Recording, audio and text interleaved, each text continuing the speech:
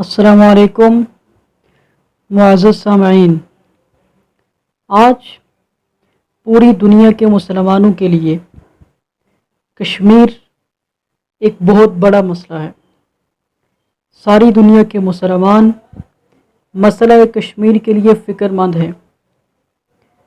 تو ناظرین، آج ہم کشمیر کی تاریخ کے بارے میں جانیں گے۔ ریاست جموں کشمیر بنیادی طور پر 7 بڑے ریجنوں وادی کشمیر، جموں، کرگل، لداخ، بلتستان، گلگت اور پونچھ اور درجنوں چھوٹے چھوٹے ریجنوں پر مشتمل 84,047 مربع میل پر پھیلی ہوئی ہے۔ یہ ریاست آبادی کے حساب سے اقوام متحدہ کے 140 اور رقبے کے حساب سے 112 رکن ممالک سے بڑی ہے۔ مذکورہ بالا تمام ریجنوں کی اپنی اپنی ایک تاریخ ہے جو ہزاروں سال پر محیط ہے۔ ماہرین ارضیات کا کہنا ہے کہ 10 کروڑ سال قبل یہ خطہ سمندر میں ڈوبا ہوا تھا، مگر آہستہ آہستہ خطے کی سرزمین وجود میں آئی اور اس عمل کو بھی 10 کروڑ سال گزر چکے ہیں۔ ہزاروں سالہ تاریخ کا جب مطالعہ کیا جاتا ہے تو کبھی کشمیر کی ریاست دہلی سے کابل، کبھی لداخ سے سندھ اور کبھی سندھ کے ساحل کراچی تک پھیلی نظر آتی ہے، اور کبھی اس ریاست میں درجنوں چھوٹی چھوٹی اور بڑی ریاستیں نظر آتی ہیں۔ ریاست جموں کشمیر اقوام متحدہ میں متنازع قرار پائی۔ کشمیریوں کی بدقسمتی کا آغاز 16 مارچ 1846 کو معاہدہ امرتسر کے ساتھ ہی ہوا، جس کے ذریعے گلاب سنگھ نے انگریز سے 75 لاکھ نانک شاہی میں جموں کشمیر اور ہزارہ کا علاقہ خرید کر غلام بنایا، جبکہ گلگت بلتستان، کرگل اور لداخ کے علاقوں پر قبضہ کر کے ایک مضبوط اور مستحکم ریاست قائم کی۔ مہاراجہ کشمیر نے مسلمانوں پر ظلم و ستم کی انتہا کر دی، کیونکہ حکمران طبقہ اقلیتی تھا، جبکہ خطے کی 85% آبادی مسلمانوں کی تھی۔ اس لیے حکمران ہمیشہ مسلمانوں سے ہی خطرہ محسوس کرتے تھے۔ مہاراجہ نے مسلمانوں کو پسماندہ رکھنے کے لیے بڑی کوششیں کی۔ یہی وجہ ہے کہ 1846 کے بعد ڈوگرا حکمرانوں کے خلاف 1931 تک کوئی نمایاں آواز نہیں اٹھی۔ اگرچہ اس عرصے میں مسلمانوں کے نصف درجے سے زائد تنظیمیں یا جماعتیں بن چکی تھیں، مگر ڈوگرا کے ظلم و ستم کی وجہ سے مسلمان سر نہیں اٹھا سکتے تھے۔ کشمیریوں نے جد و جہد آزادی کا آغاز 1931 میں کیا تھا، جس کی حمایت علامہ محمد اقبال نے بھی کی۔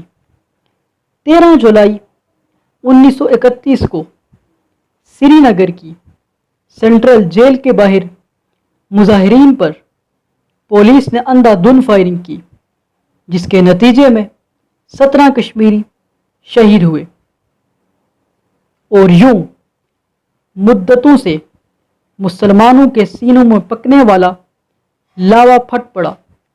پوری ریاست میں احتجاجی مظاہرے شروع ہو گئے۔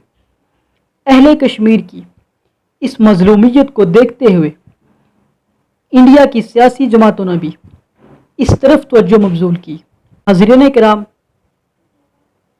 پاکستان بننے کے بعد جب زیادہ تر ریاستوں کے مہاراجاؤں نے اپنی اپنی آبادی کی خواہشات کی بنا پر انڈیا یا پاکستان میں شمولیت کا فیصلہ کیا، تو کشمیر کے مہاراجا ہری سنگھ نے اپنی مسلمان اکثریتی ریاست کے آزاد رہنے کو ترجیح دی۔ اکتوبر 1947 میں پاکستانی مجاہدین اور قبائلی عوام نے کشمیری مسلمانوں کی آواز پر لبیک کہتے ہوئے ڈوگرا افواج پر یلغار کر دی، اور مجاہدین اور کشمیری مسلمانوں کی کوششوں کی وجہ سے مسلمان کشمیر کا ایک بڑا حصہ، جو کہ اب آزاد کشمیر کہلاتا ہے، آزاد کروا لیا۔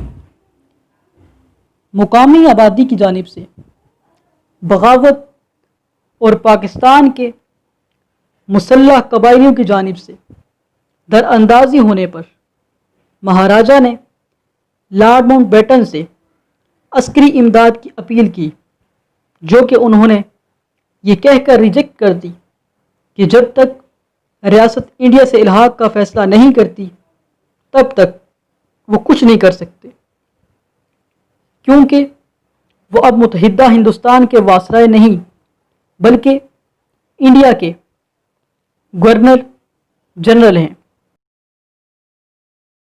نتیجتاً مہاراجا نے 26 اکتوبر 1947 کو اپنی ریاست کے انڈیا سے الحاق کی تحریری درخواست کی، جو لارڈ ماؤنٹ بیٹن نے اگلے دن اس شرط کے ساتھ قبول کر لی کہ در اندازوں سے ریاست خالی ہونے پر ریاست کے مقدر کا فیصلہ عوام کی خواہشات کے مطابق کیا جائے گا۔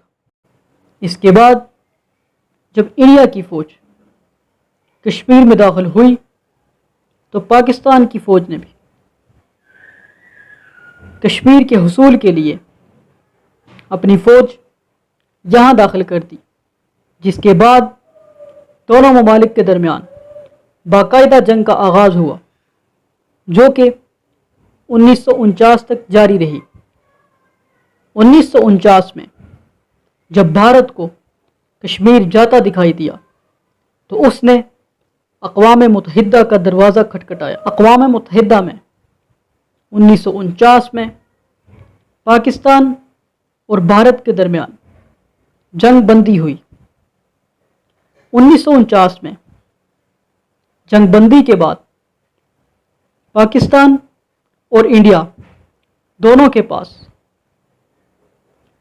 کشمیر کا بالترتیب 1/3 اور 2/3 حصے کا کنٹرول رہا، اور سیز فائر لائن قائم ہوئی، جسے بعد میں لائن آف کنٹرول قرار دیا گیا۔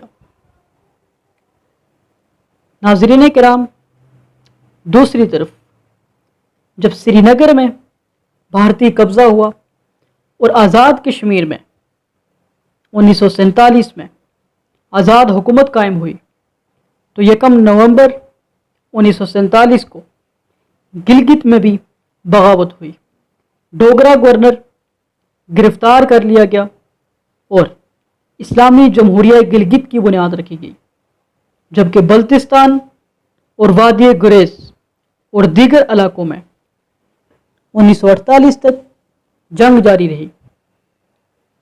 16 نومبر 1947 کو پاکستان نے اس پر کنٹرول کیا۔ انگریزوں کے برصغیر سے جانے کے بعد کشمیریوں کو ڈوگرا راج سے آزادی تو ملی، مگر ریاست جموں کشمیر کا ایک بڑا حصہ پاکستان کی غلطی کی وجہ سے بھارتی غلامی میں چلا گیا۔ جب سے اب تک تنازع کشمیر پوری دنیا بالخصوص جنوبی ایشیا کے لیے ایک سنگین مسئلہ بنتا جا رہا ہے۔ ناظرین کرام، آزاد ریاست جموں کشمیر کا وہ حصہ ہے جو اس وقت پاکستان کے زیر انتظام ہے۔ اس کا باقاعدہ نام ریاست آزاد جموں کشمیر ہے۔ جس پر پاکستان اور بھارت کے مابین تنازع ہے۔ یہ علاقہ 13,300 مربع کلومیٹر پھیلا ہوا ہے۔ آزاد کشمیر کا دارالحکومت مظفر آباد ہے اور ریاست آزاد جموں کشمیر کی آبادی تقریباً 40 لاکھ سے زائد ہے اور یہاں پہاڑی زبان ہندکو، گوجری اور کشمیری زبان بولی جاتی ہے۔ ناظرین کرام، آزاد کشمیر کی شرح تعلیم 75% سے زیادہ ہے۔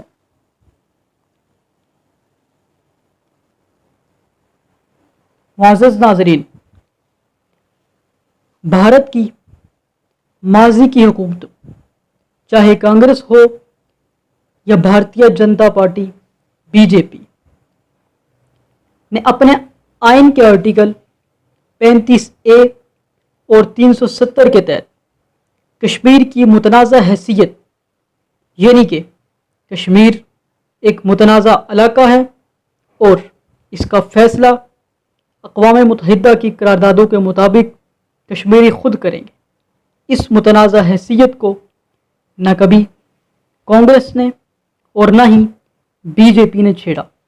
یہ الگ بات ہے کہ مقبوضہ علاقے میں فوج، پولیس اور دیگر نوعیت کے ظلم و ستم بدستور جاری رہے، لیکن کشمیریوں کی خصوصی حیثیت ختم نہیں کی گئی، مگر 2019 میں نریندر مودی کی حکومت نے وزیر داخلہ امت شاہ کی سرکردگی میں اس تار کو بھی چھیڑ دیا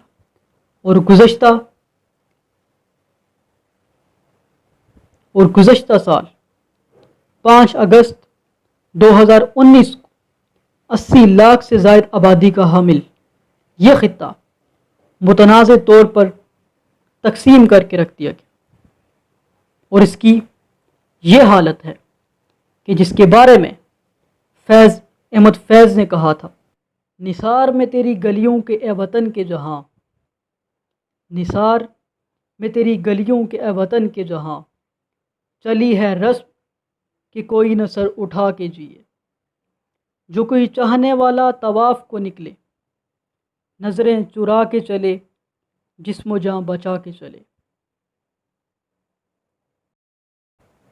یہ وہ خطہ ہے جہاں تعلیمی ادارے مسلسل 1 سال سے بند ہیں، غذائی اجناس کی صورتحال سے دنیا واقف ہے، ہسپتالوں میں ڈاکٹر نہیں بلکہ وہاں پر بھارتی فوج کا بسیرا ہے۔ کسی کو نہیں معلوم، لیکن پاکستان سمیت پوری دنیا کو یہ معلوم ہے کہ مقبوضہ کشمیر میں اسلحے کے زور پر ظلم و جبر کا ایک نیا سلسلہ شروع کیا جا چکا ہے۔ ناظرین کرام، ہماری خدا سے یہ دعا ہے کہ خدا تعالی ہمیں بھی وہ دن دیکھنا نصیب کرے کہ جس دن کشمیر کی آزادی کا سورج طلوع ہو۔ بقول احمد ندیم قاسمی، خدا کرے میری ارض پاک پہ اترے وہ فصل گل جسے اندیشہ زوال نہ ہو، یہاں جو پھول کھلے وہ کھلا رہے برسوں، یہاں خزاں کو اترنے کی بھی مجال نہ ہو۔